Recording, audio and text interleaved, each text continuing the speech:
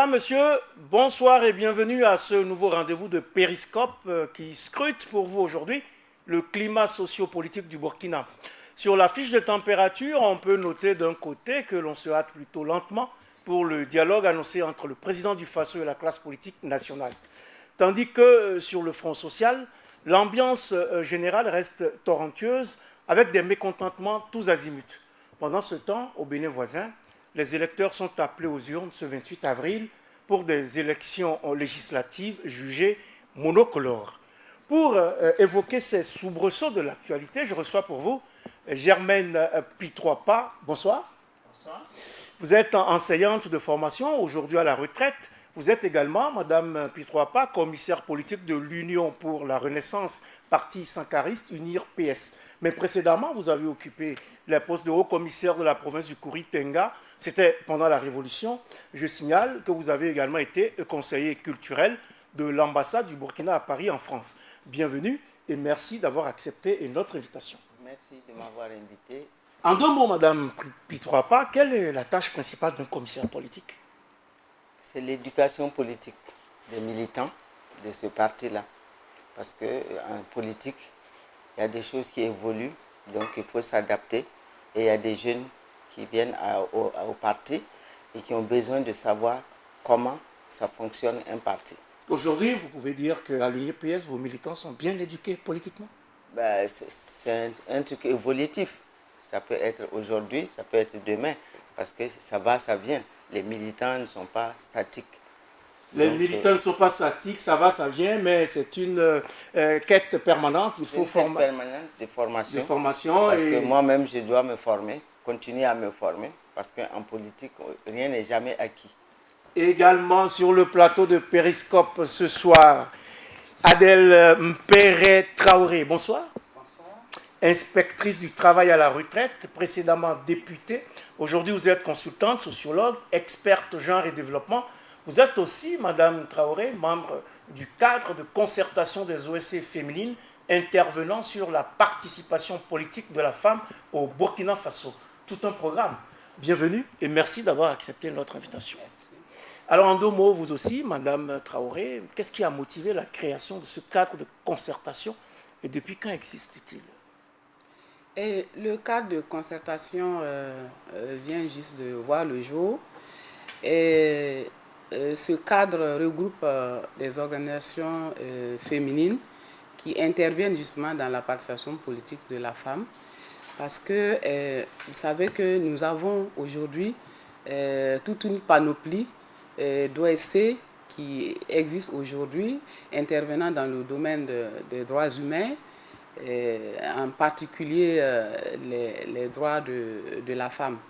Donc à un moment donné, un certain nombre d'organisations féminines ont estimé qu'il fallait mettre ensemble les synergies et les actions afin donc de pouvoir faire bouger un peu, si vous voulez, la ligne.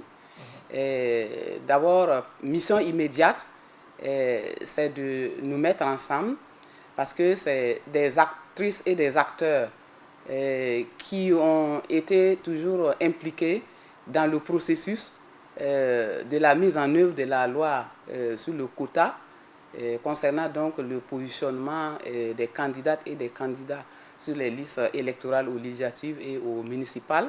Donc, c'est des actrices qui ont été déjà impliquées donc, dans le processus de la mise en œuvre de cette loi, si vous voulez, du bilan à mi-parcours et de la révision actuellement qui est en cours.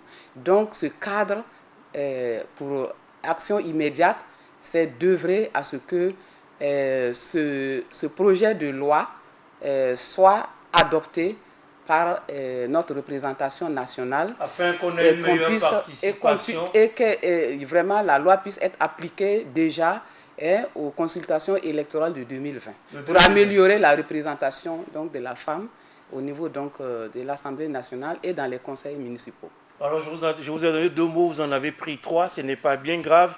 Mesdames, Messieurs, à nouveau, bonsoir et merci de rester fidèles à Burkina Info, qui vous propose à présent la 69e sortie de votre émission Périscope.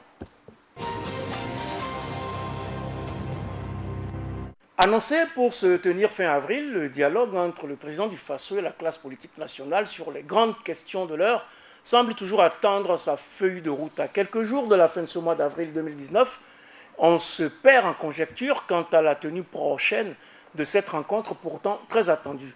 Et si l'on en croit l'opposition politique qui s'est exprimée sur la question ce jeudi à la faveur d'une conférence de presse donnée par son chef de file, Zéphirin Diabré, il n'y a jusque-là pas de feuille de route, ni de lieu, ni de rencontre, ni aucune information sur le contenu et la forme des débats. Tout d'abord, comment sentez-vous la préparation et la tenue de ce dialogue politique, Germaine Pitroipa? C'est le président de la République qui a donné le rendez-vous. Donc c'est lui qui fixe les dates et les lieux. Pour le moment, en tout cas, il faut en convenir qu'il a dit à la fin du mois d'avril, il n'a pas donné de date. Donc je pense que pour le moment, il a encore le temps. Nous sommes le 25, certes, et je ne sais pas où l'opposition a trouvé la date du 28, parce qu'il a dit à la fin du mois. S'ils ont déjà le 28 qui leur a été communiqué, par qui, donc ils savent à qui et comment ils vont pouvoir s'organiser. L'essentiel, c'est que cette concertation ait lieu, que ce ne soit pas seulement des joutes verbales qui vont étayer ce dialogue social. Si le président de la République a dit qu'il va le faire, ben, c'est à l'opposition de patienter, parce que, à ce que je sache, une date n'avait pas été donnée. Il a dit à la fin du mois d'avril. Oui, mais on est presque à la fin du mois d'avril. Et puis, le 25. Oui, mais on est pratiquement à la fin du mois, Madame Pitroipa. Et avril va jusqu'au 30. Mais on ne va pas annoncer. Je pense on va pas annoncer que cette rencontre se tienne d'ici à la fin du mois, alors qu'on n'est pas préparé véritablement. On n'est pas préparé, puisque l'essentiel des personnes qui sont conviées à ce dialogue-là, nous sommes là pour justement participer à ce dialogue-là. L'essentiel, c'est-à-dire l'opposition et la majorité, ont été informés par le chef de l'État qu'un dialoge social va avoir lieu en fin avril. Un dialogue social, un dialogue politique. Un dialogue politique, excusez-moi, va avoir lieu en fin avril. Et je ne vois pas ce qu'il y a de particulier. Si le chef de l'État, c'est lui qui a le tempo, il peut le reporter, il peut le tenir jusqu'en fin avril. Pourquoi pas? Jusqu'en fin mai, vous voulez dire? Pourquoi pas? Puisqu'on est déjà à fin avril. Oui, on peut.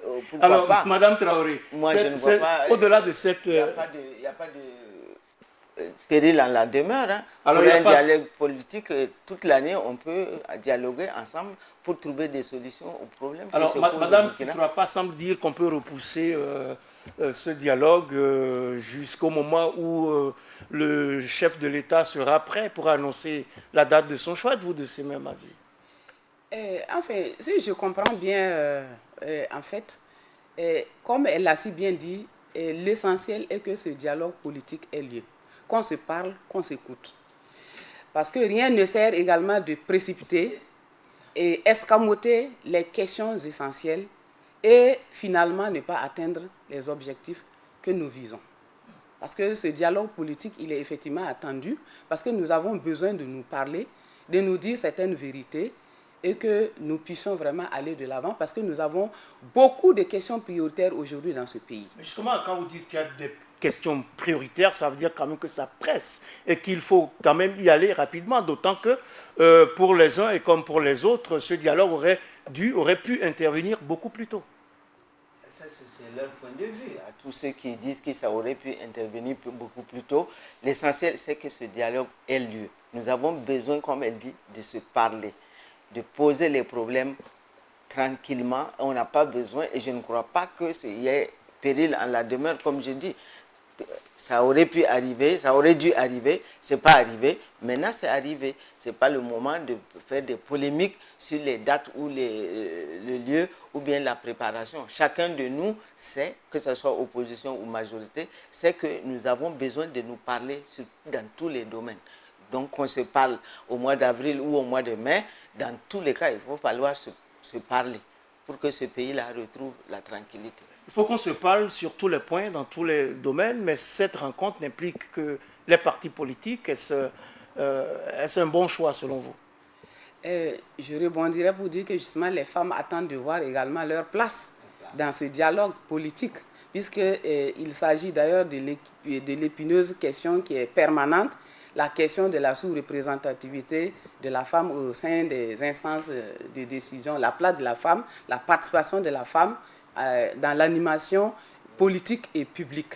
Donc, vous, peut-être que vous vous attardez sur la question des dates, mais je pense qu'aujourd'hui, en tant que femme, je m'intéresse beaucoup plus de qui pourra participer à ce dialogue politique-là pour que réellement on puisse discuter vraiment des questions véritables qui nous permettent, nous les femmes, par exemple, également, de dire notre mot en ce qui concerne l'avenir politique de ce pays. Alors, seriez-vous en train de dire que les femmes ne sont pas prises en compte dans l'organisation de ce dialogue politique?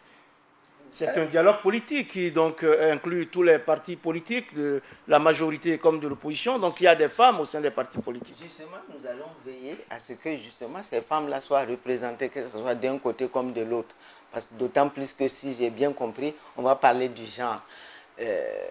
Comme je dis, bon, c'est pas que vous n'allez pas bien nous défendre, mais on est mieux servi que par soi-même.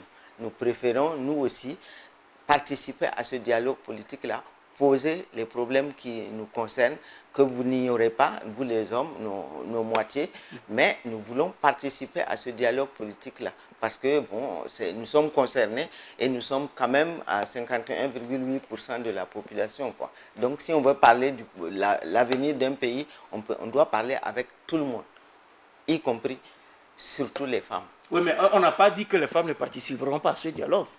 Oui, elle vient de dire que les femmes sont aujourd'hui plus de la moitié de la population, mais elles ne représentent pas le même niveau de taux de représentation au sein de la direction des partis politiques.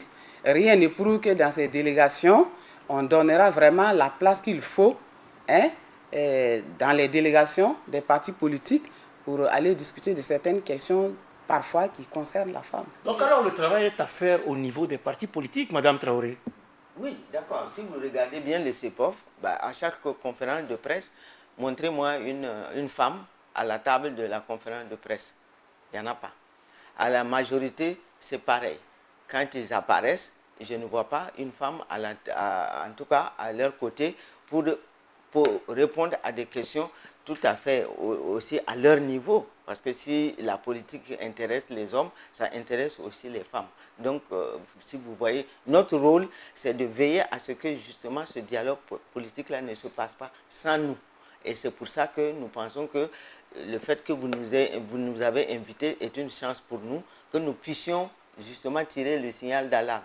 Tant mieux, à quelque chose, malheur est bon. Si ça n'a pas lieu le 28, ça nous permet, nous, de prendre, de dire et de convaincre tous nos moitiés et tous ceux qui vont prendre part à ce dialogue-là qu'il va falloir compter avec les femmes et gagner avec les femmes. Madame Traoré, comment ça se fait qu'au niveau des partis politiques, il n'y a pas un travail de fait pour qu'on prenne davantage en compte la participation des femmes?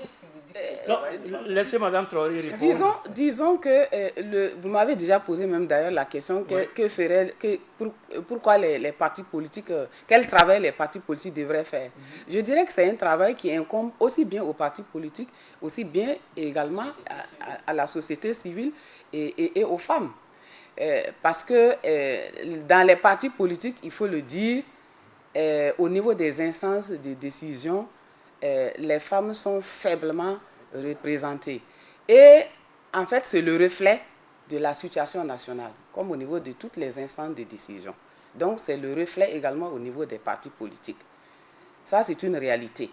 Maintenant, je crois qu'il revient à nous, les femmes, de montrer que nous avons notre place, nous devrions nous battre pour effectivement occuper quand même des places au niveau donc des instances de décision, afin qu'au moment où les décisions doivent être prises, que nos besoins stratégiques, qu'on en puisse en tenir Oui, compte. d'accord. J'entends bien ce que vous dites, Madame Traoré, et également Madame Pitroapa, mais ce travail, ça devait être un travail de fond à faire en amont, mais je ne pense pas que ce soit... Pourquoi on se saisit de l'opportunité de ce dialogue pour brandir l'étendard participation des femmes, alors que ça aurait dû être un travail à travailler en amont? Non, on ne le brandit pas. C'est un travail de longue haleine.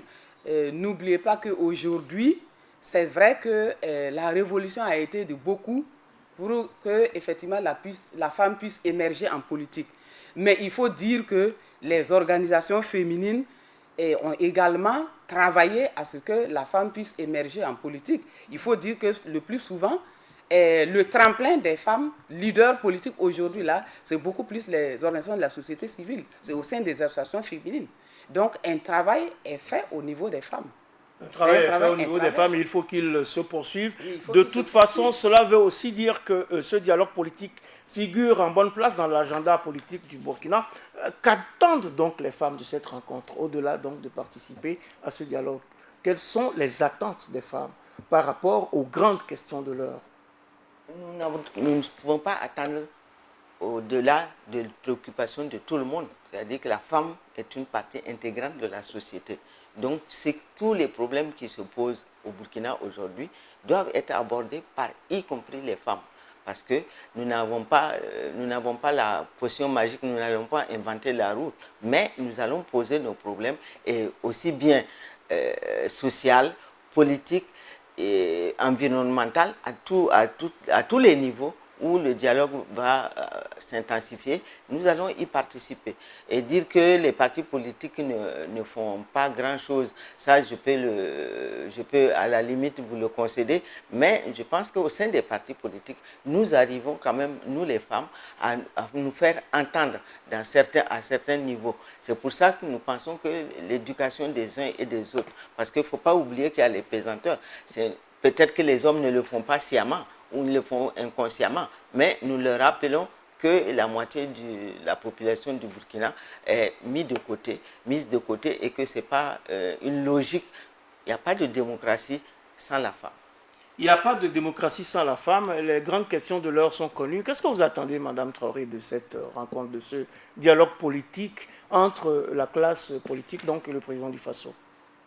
Nous pensons que, personnellement, je pense que toute classe politique confondue, nous avons des objectifs communs que nous devrions chercher à atteindre pour sortir notre pays de tous les goulots d'étranglement que nous connaissons aujourd'hui, les attaques terroristes, le sous-développement. Et je pense que là, nous avons besoin d'une cohésion.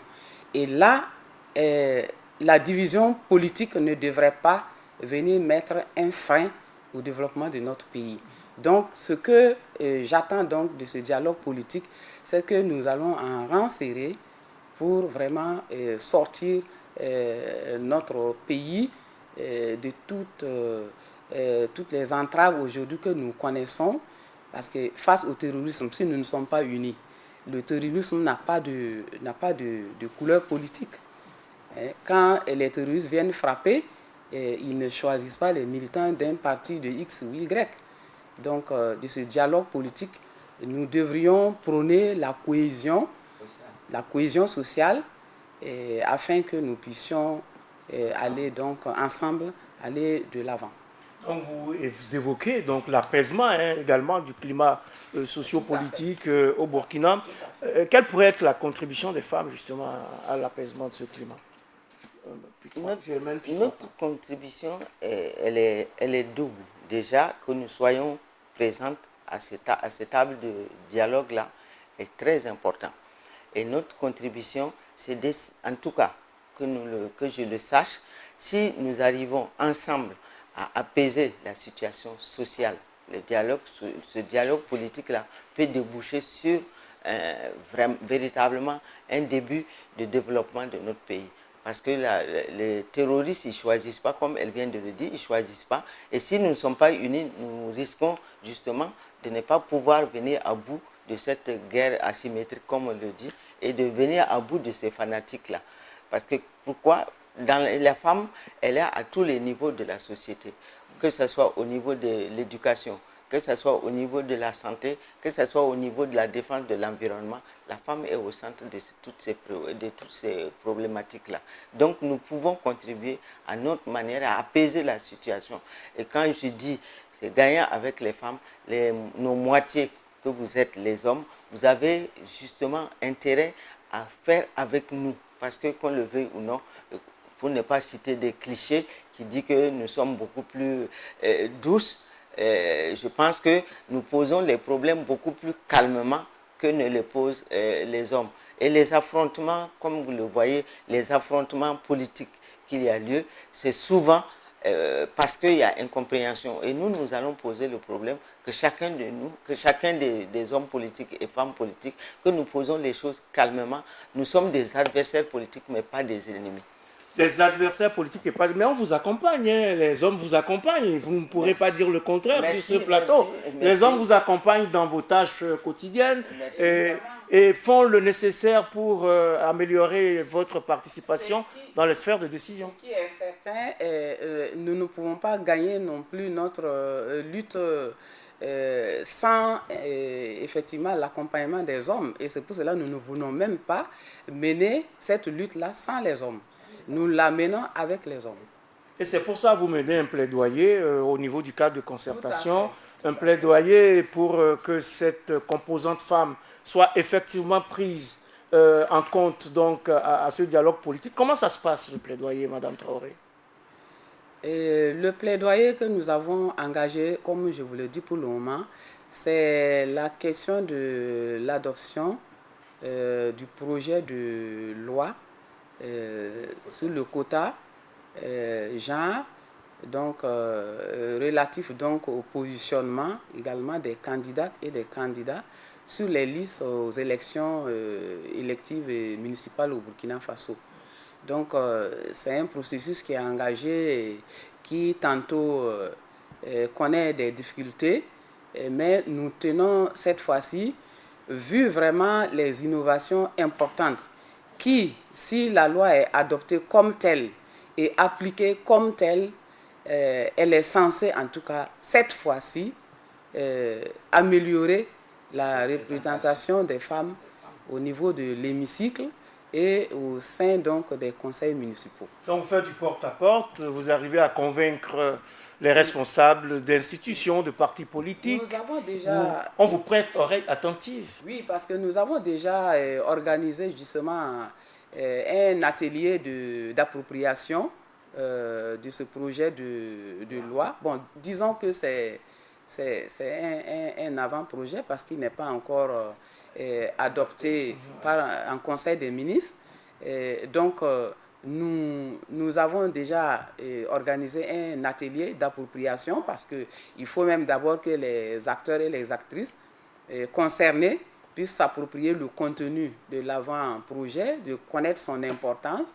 Et nous avons terminé par une conférence de presse pour donc informer déjà l'opinion publique et les différents leaders que nous allons donc rencontrer. Et ce plaidoyer est déjà en cours. Nous avons déjà eu 2 ou 3 audiences auprès de certains leaders, de certains décideurs. Donc vous avancez là-dessus, on vous écoute, donc on vous accompagne.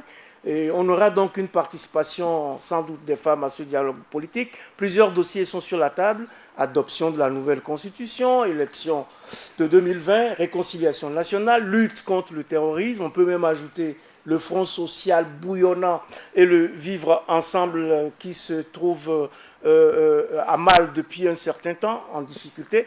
À quoi devrait servir en priorité ce dialogue politique, ou selon vous, ou pour vous, qu'est-ce qui constitue la priorité numéro 1? Déjà, le fait qu'on se parle est un pas important. Qu'on se parle et qu'on s'écoute est un pan des problèmes qui sera résolu. Comme on a dit, cette bataille contre le terrorisme ne peut se gagner que si nous sommes solidaires.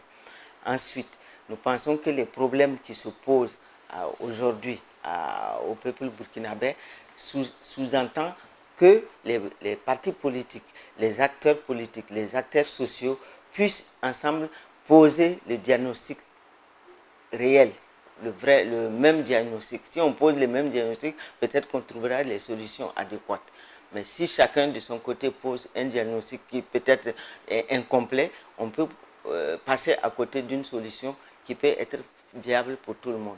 Et je pense que vraiment, si le dialogue politique a lieu, il devrait permettre en tout cas à tous les acteurs, il ne faut pas simplement s'arrêter aux politiques. Parce qu'il y a beaucoup d'autres acteurs qui sont là et qui travaillent au quotidien auprès des populations qui souffrent en ce moment. Donc il faut que ce dialogue s'élargisse. Il faut élargir le dialogue politique. Il faut élargir le dialogue pour qu'on puisse en tout cas enfin, d'abord, comme je dis, se parler, s'écouter et poser des diagnostics et essayer de voir qu'est-ce qui fait que justement il y a des goulots d'étranglement à tel endroit, il y a des goulots d'étranglement à tel autre endroit. On pose bien le diagnostic et c'est sûr que les solutions iront de soi.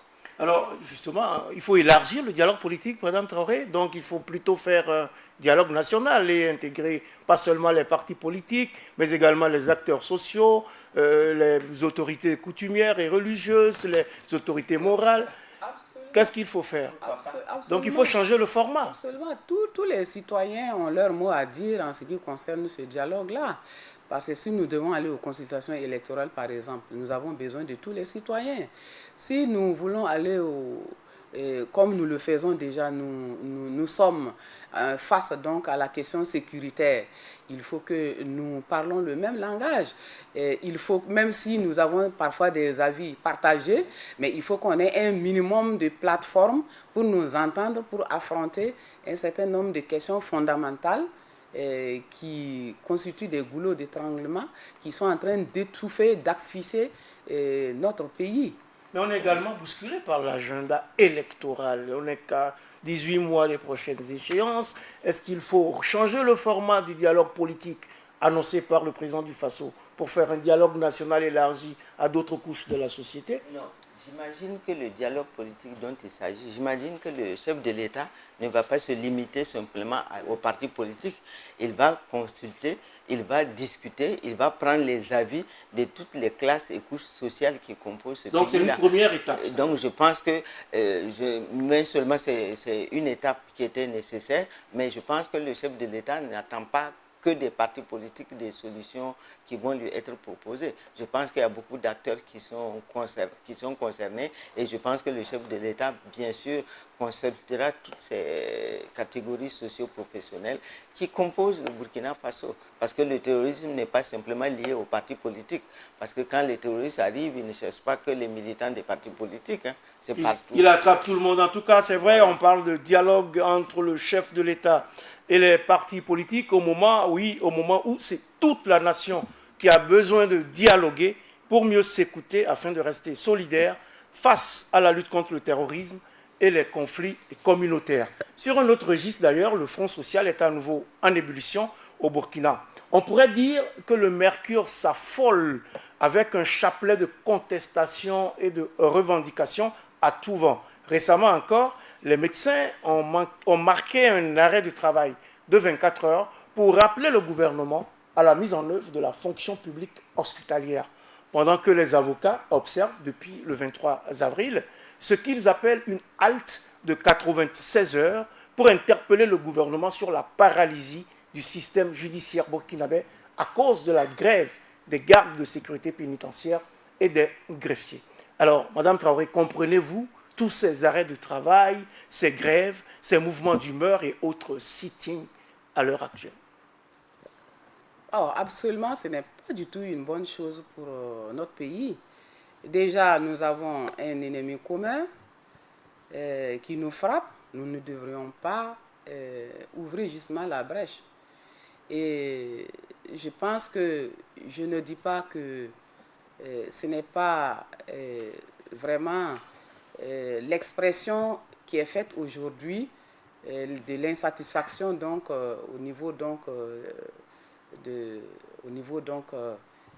j'allais dire de toutes ces couches sociales, mais enfin je dirais que l'affrontement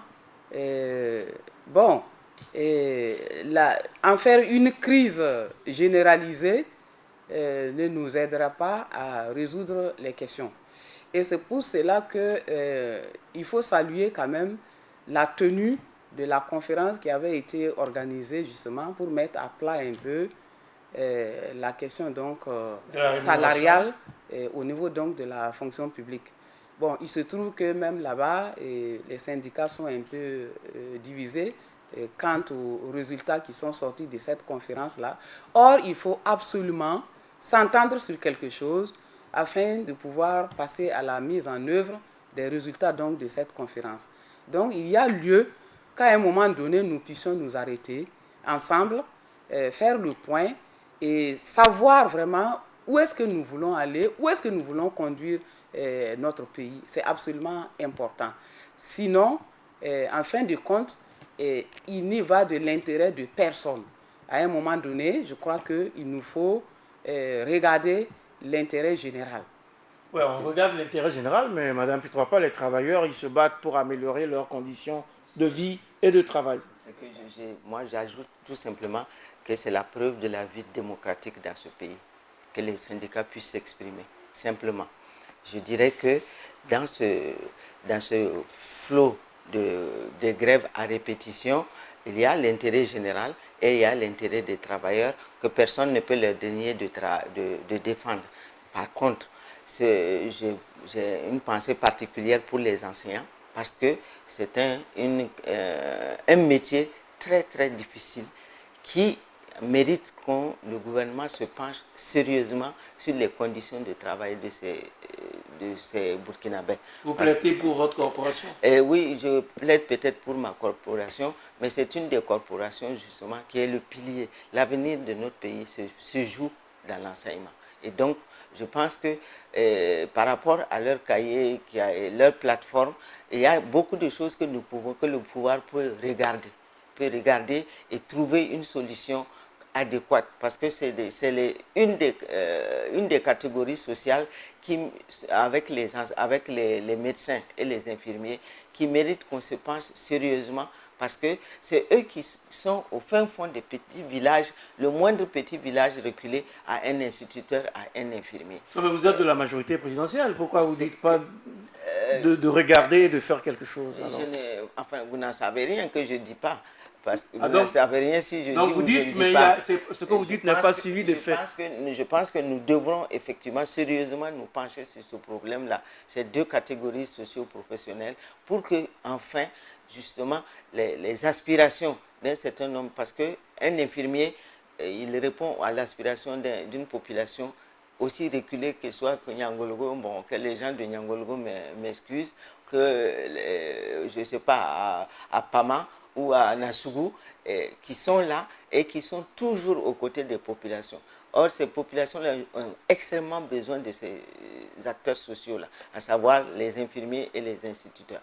Par contre, c'est la succession des grèves au niveau du ministère de l'économie qui me pose problème. Pourquoi? Parce qu'on peut poser les problèmes sans pour autant prendre en otage toute une catégorie socio-professionnelle, notamment les commerçants. Parce que si vous voulez des primes, que je sache, pour avoir une prime, ce n'est pas eux qui vont collecter les impôts, c'est nous qui venons payer nos impôts.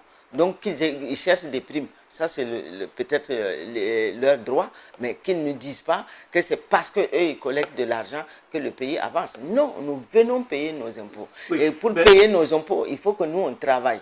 Pour qu'eux ils travaillent, il faut que nous on travaille. Alors, tout le monde doit travailler pour contribuer à l'effort national et maintenant aussi à l'effort de guerre. À l'effort de guerre et à l'effort de la lutte contre le terrorisme. Mais cette question semble-t-il est réglée maintenant, puisque on est passé des fonds communs aux primes de motivation, Madame Traoré. Oui, le dernier conseil des ministres d'hier, je crois, a trouvé une solution à cette question. Il y a des primes de motivation et l'appurement également donc, des prêts que ces agents vraiment avaient contractés auprès des banques. On ne réclame pas aux banques. Ce qu'on octroie aux agents, c'est aux banques, parce qu'ils ont passé outre leur déontologie et on ne peut pas accorder des crédits sur un truc aussi fluctuant que les fonds communs. S'ils ont pris ces risques-là, eh bien, c'est comme la loterie. Ils ont joué, ils ont perdu, eh bien, la vie continue. À savoir que ces banques-là doivent justement, l'État doit se retourner vers ces banques-là qui ont pris la liberté d'accorder des crédits aussi énormes à des agents sur la base d'une prime. Une prime, ce n'est pas un salaire. Une prime, ce n'est pas un salaire, mais l'État doit se retourner vers les banques, dit Mme Pitropa, mais en même temps, l'État doit regarder aussi au climat social et à l'apaisement de ce climat social. En réalité, c'est aussi simple de le dire, mais ce n'est pas évident que l'État aujourd'hui se retourne au niveau des banques. Si aujourd'hui nous tombons dans une banqueroute, est-ce que l'économie du pays également n'est pas en péril? Donc, je crois que ça peut être, à mon avis, ça peut être un risque. Parce que nous ne savons pas jusqu'à quel niveau ces fonds-là ont été disponibilisés par les banques.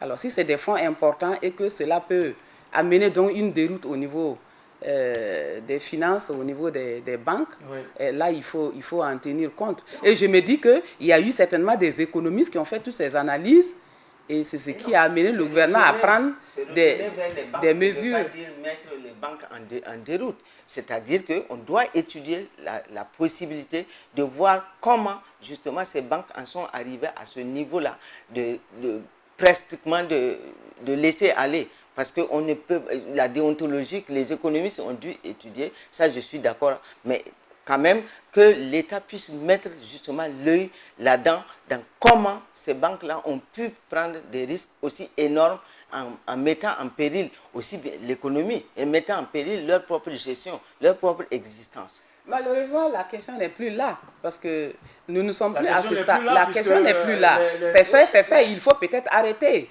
Et je crois que les mesures que le gouvernement a prises aussi, c'est pour que ces genres d'engagement ne soient plus pris au niveau des agents et ne soient plus pris au niveau des banques. Je pense que c'est vraiment Vous pensez que le gouvernement a donc trouvé une bonne formule pour apaiser la situation et avancer?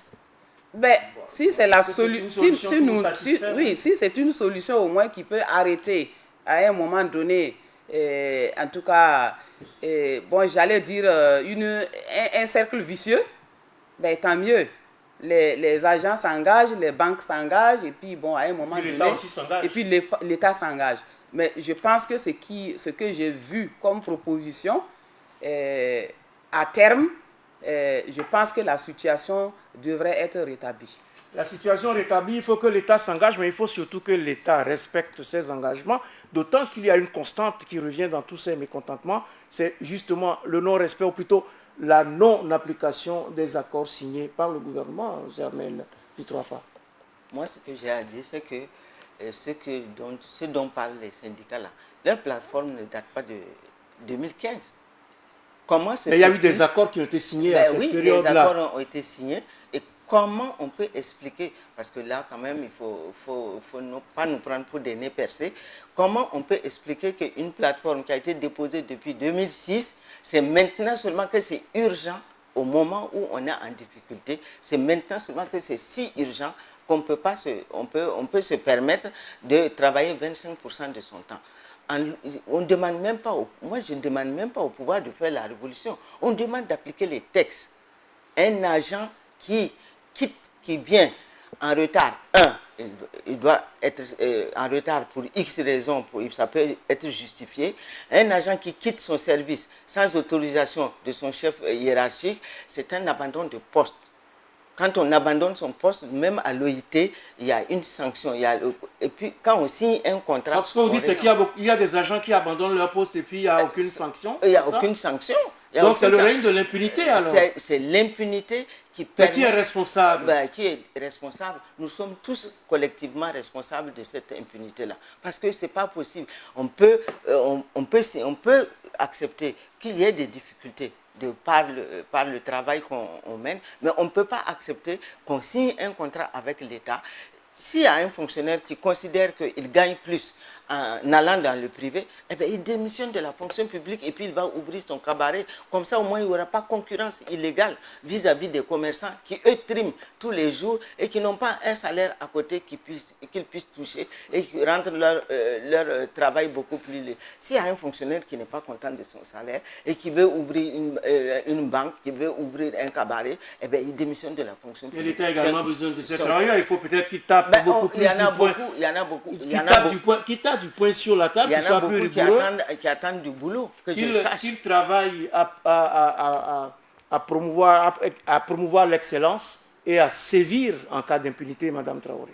Justement, mais l'État, c'est qui? C'est toi, vous. L'État, c'est nous tous. Mais oui. Mais si je suis le chef de service et moi-même qui dois donner l'exemple, Je sors. Je fais pire que mon agent. Est-ce là la faute de l'État?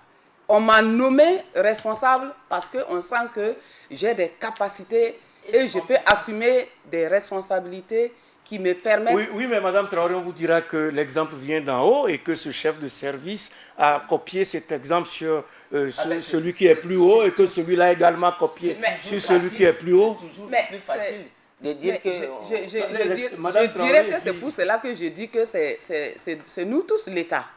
Du ministre jusqu'au planton, nous sommes je dirais du président du FASO jusqu'au... Si vous voulez. Pourquoi vous arrêtez au ministre? Non, je le dis parce que administrativement, c'est eux qui sont sur le terrain. Le chef de l'État, lui, il est là, il coiffe le pays.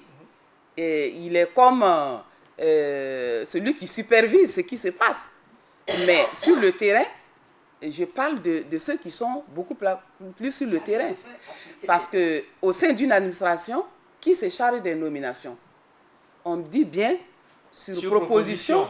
Ben oui. Oui, parce qu'avant de nommer quelqu'un, il y a quelqu'un qui donne son avis là-dessus. Mais parfois, la proposition ne vient pas forcément de la personne dont on dit qu'elle a proposé. Oui, ça c'est des cas isolés, ça c'est les détails. Et puis on rentre dans les détails. Mais il faut dire que l'impunité, la gestion en tout cas d'une administration qui puisse être productive, nous sommes tous responsables et nous devrions tous faire quelque chose pour cela. Alors, mais comment ça se fait que le charme donc de la trêve sociale voulue par le président du FASO n'opère pas? Le Premier ministre aussi n'a pas encore réussi à apaiser le climat de ce côté-là. Il y a des instruments, des institutions, le Haut Conseil du dialogue social, qui devrait penser des solutions et faire baisser les tensions. Comment on fait pour que tout ce qu'on a mis en place ne fonctionne pas? Je vous rappelle que pour mettre ce Haut Conseil du dialogue social, il y a des syndicats qui ont boycotté. Donc, vous pouvez comprendre que, justement, ce Haut Conseil, eux, ils ne se sentent pas concernés, puisqu'ils disent que l'institution n'a pas le droit d'exister, n'avait pas la légitimité. Ne reflète pas leurs aspirations. Ne reflète pas leurs aspirations. Et si vous regardez bien, quels sont ceux qui ont boycotté la mise en place de ce Haut Conseil? C'est les mêmes qui sont justement à la tête de certains syndicats pour dire que rien ne va dans ce pays et que le dialogue... Moi, personnellement, je pense qu'il y a un minimum d'honnêteté que chacun de nous doit avoir. Quand on dit l'État, l'État c'est vous, c'est moi, c'est le planton, c'est etc. Moi, je dis quand on nomme un directeur, il n'y a personne, je dis bien aucun diplôme qui donne le droit d'être directeur de cabinet ou d'être directeur de telle institution. C'est une place politique. Quand on occupe une place politique, eh bien, ou bien on fait avec celui qui a mis le programme politique en place, ou alors on quitte son poste. On ne peut pas, ou alors celui qui l'a nommé, nous, à notre temps, on appelait ça dégager. Parce que ce n'est pas possible qu'on nomme quelqu'un qui vient et qui considère que lui, il est là à vita aeternam. Non, il n'y a aucun diplôme qui permet d'être ministre, d'être directeur de cabinet, d'être directeur de telle institution ou autre. Il n'y a aucun diplôme. C'est une des places politiques. Est-ce qu'il faut réintroduire les recettes de la Révolution, genre le SMIEX, situation, mission, exécution, je ne sais plus exactement comment ça s'appelle. On n'a pas besoin d'introduire ça, parce que la situation actuelle l'exige. Ce que je dis, je ne demande pas qu'on fasse la révolution, on demande déjà qu'on applique les textes existants. Quelqu'un qui quitte son poste et qui s'absente pour X raisons, pour je ne sais pas quoi, ça peut être justifié, ça peut être une maladie, etc., et qui quitte, qui va aller entreprendre du commerce ou aller surveiller ce qu'il a mis sur la marmite, eh bien c'est l'abandon de poste. C'est le directeur qui est chargé de ça, qui doit veiller. Et si c'est lui-même qui le fait, eh bien celui qui l'a nommé l'enlève. Alors, en sorte, Mme Traoré travaillait à remettre le pays au travail, à remettre les gens dans le droit chemin, à être rigoureux, on l'a déjà dit, à promouvoir l'excellence et à sévir contre l'impunité. Oui, tout à fait. Mais ce que je dois dire par rapport donc à tous ces remous sociaux, bon, ils trouvent leur source dans beaucoup de causes. D'abord, depuis l'insurrection, bon, les gens avaient mis leur espoir que après l'insurrection, tout doit baigner dans l'huile. Mais ce que nous devons savoir, l'insurrection n'était pas la solution magique à nos problèmes. Après l'insurrection, nos problèmes demeurent. Il faut se mettre au travail. Et le fait aussi que il y a eu justement le fait qu'à un moment donné, le gouvernement affaibli vis-à-vis de certaines revendications et a concédé. Et depuis ce temps, c'est la porte ouverte aux revendications. Et à chaque fois qu'on a résolu un problème, on crée un problème ailleurs. Puisque, oui, s'il y a une couche sociale qui obtient gain de cause, l'autre se soulève pour dire et pourquoi pas moi. Donc je crois que c'est naturel ça. Oui, c'est tout à fait naturel. C'est humain. C'est humain. Ce que je reproche au pouvoir actuel. Et je crois que c'est ce qui a fait que justement, finalement, le chef de l'État a proposé cette conférence pour justement mettre à plat, pour mettre tout le monde... système de rémunération des agents, des agents de la fonction publique, pour essayer de réguler cette question des inéquités au niveau salarial. Et ces résultats sont là, malheureusement, et encore les acteurs ne sont pas tous unanimes avec ces résultats. Et il va sans dire que la mise en œuvre piétine. La mise en œuvre piétine. Et c'est ce qu'on a l'impression que cette conférence n'a pas servi. Jusque-là, c'est comme si ça n'a pas servi, mais pourtant, il y a des résultats. Il faut regarder au niveau de ces résultats si tout le monde ne trouve pas leur compte. Est-ce que c'est pour ça que les gens continuent ou bien c'est vraiment des intérêts trop individualistes qui fait que les remous sociaux continuent comme si nous n'avions pas eu l'occasion de nous asseoir, de parler et de prendre des décisions ensemble. Surtout que pendant ce temps, le pays essuie toujours des attaques terroristes et le contexte sécuritaire est plutôt préoccupant. Chaque fois, font la chaise vide qui reviennent à la charge.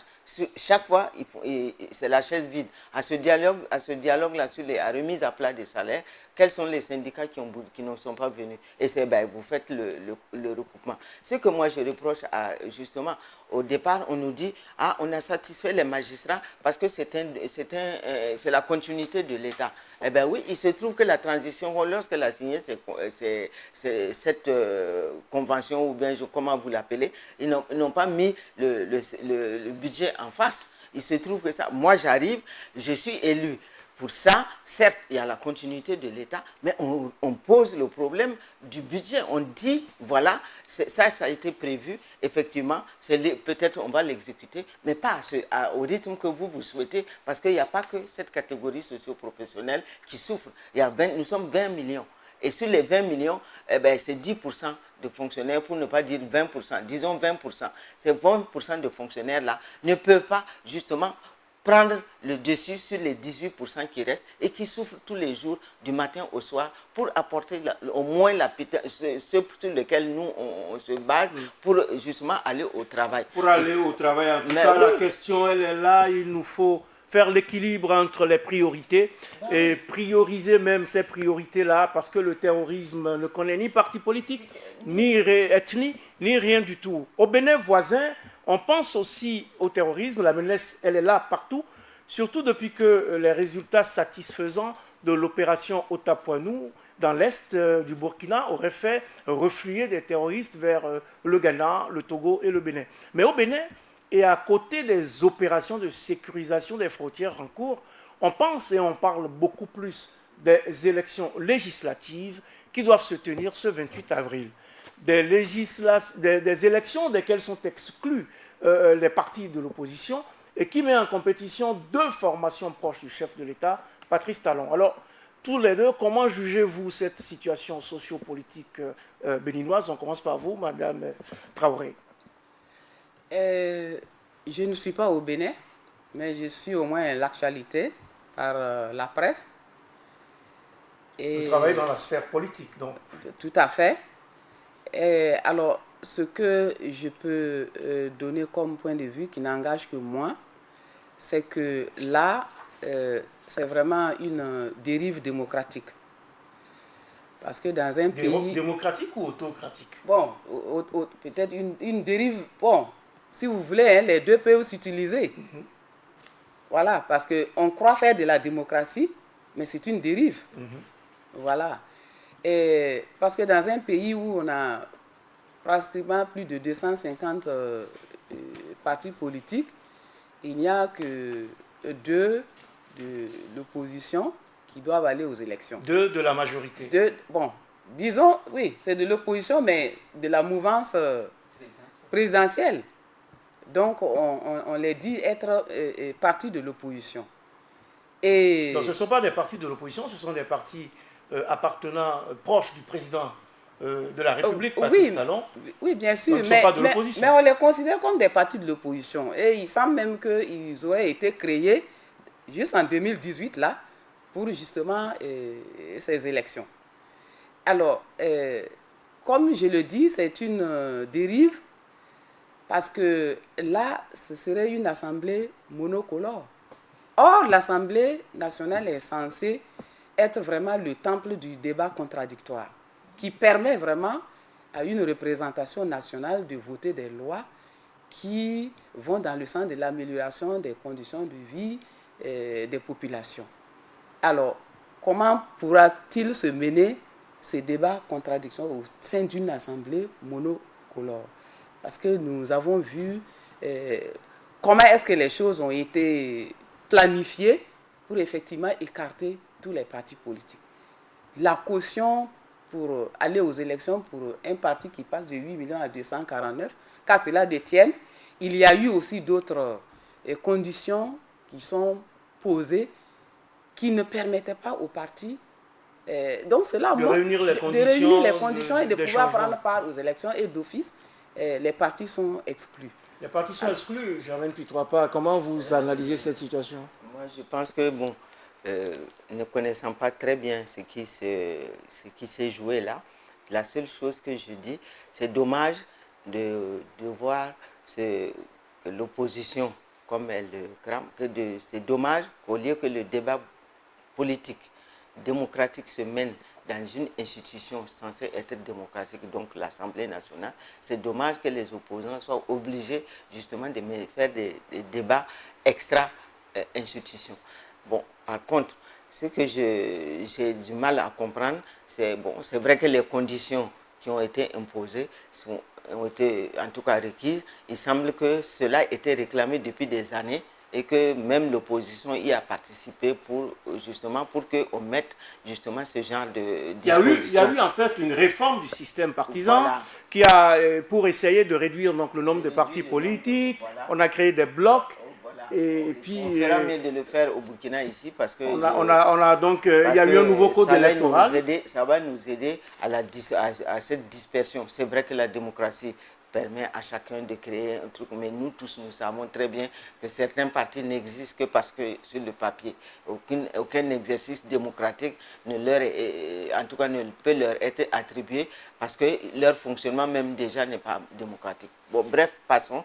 Moi, ce que je regrette, c'est qu'effectivement, à l'issue de cette élection, en tout cas la majorité de l'opposition soit obligée de mener des combats extra-institutions. Ça, c'est vraiment pour un pays comme le Bénin, que j'ai connu, je pense que le débat démocratique aurait pu être trouvé dans les institutions pour que justement ce laboratoire de démocratie qu'est le Bénin puisse effectivement continuer à donner l'exemple dans la sous-région. Alors malgré les appels, oui, madame, malgré les appels qui se sont multipliés pour pour une suspension de cette réforme qui ramène le Bénin 30 ans en arrière, Patrice Talon, le président, lui reste droit dans ses bottes, il reste inébranlable. Il fait bien selon vous, Madame Traoré? Mais c'est ce qui m'a fait parler de dérive. Parce que il est devenu une habitude que lorsque l'on voit bien dans nos États que les conditions sont en train de se réunir pour la crise, pour crisper, enfin, gripper même tout l'appareil démocratique, on s'obstine à aller jusqu'au bout. Advienne que pourra. C'est ce qui est dommage. Parce que Dieu seul sait jusqu'où cette tension pourra conduire le Bénin. Alors, doit-on craindre le pire très rapidement là-dessus? Et c'est toute la sous-région encore qui, au-delà donc des problèmes aujourd'hui que nous avons, des problèmes sécuritaires que nous avons, vient encore exacerber les difficultés au niveau de la sous-région. C'est ce qui est déplorable. Est-ce qu'on doit craindre le pire, Germaine Pitroipa, et aussi pour la belle image démocratique du pays qui prend donc un sacré coup? C'est surtout la belle image du pays démocratique, du pays qui a quand même permis à un certain moment donné d'être un laboratoire. C'est vraiment dommage qu'on en arrive là. Je pense qu'ils avaient largement le temps de mener ce débat-là à l'Assemblée afin de trouver un consensus, afin que chacun puisse jouer son rôle, que le pouvoir gouverne et que l'opposition s'oppose. Mais à ce que je sache, chacun s'est arc-bouté sur ses positions et finalement on n'a pas trouvé de solution. Je pense et je souhaite que justement le pire n'arrive pas Je pense que l'opposition, l'idéal serait qu'elle soit dans l'hémicycle pour pouvoir mener les débats démocratiques, mais l'opposition demeurera au Bénin parce que ce n'est pas pour autant, c'est pas parce que vous n'êtes pas représenté à l'Assemblée que vous n'avez pas des idées qui puissent être démontrées. Par contre, le dommage, c'est que justement, nos institutions sont en train d'être vidées de leur substance. Malheureusement, le temps qui nous est imparti est arrivé à son terme. Espérons qu'il n'y ait pas de pire au Bénin. C'est juste dans quelques jours, on verra ce qui s'y passe.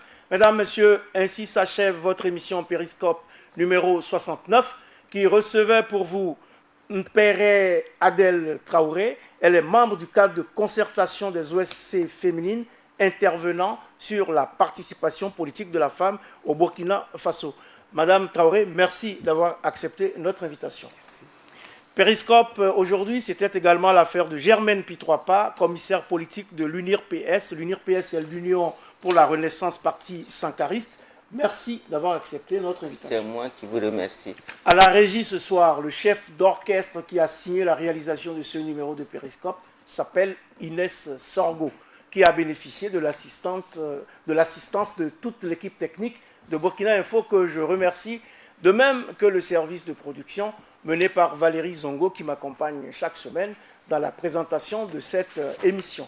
Merci également à Théophane Ouidraogo qui a la haute main sur la programmation. Quant à vous toutes et à vous tous qui nous suivez fidèlement ici et ailleurs, je vous remercie de toujours travailler chaque jour à prendre soin les uns des autres.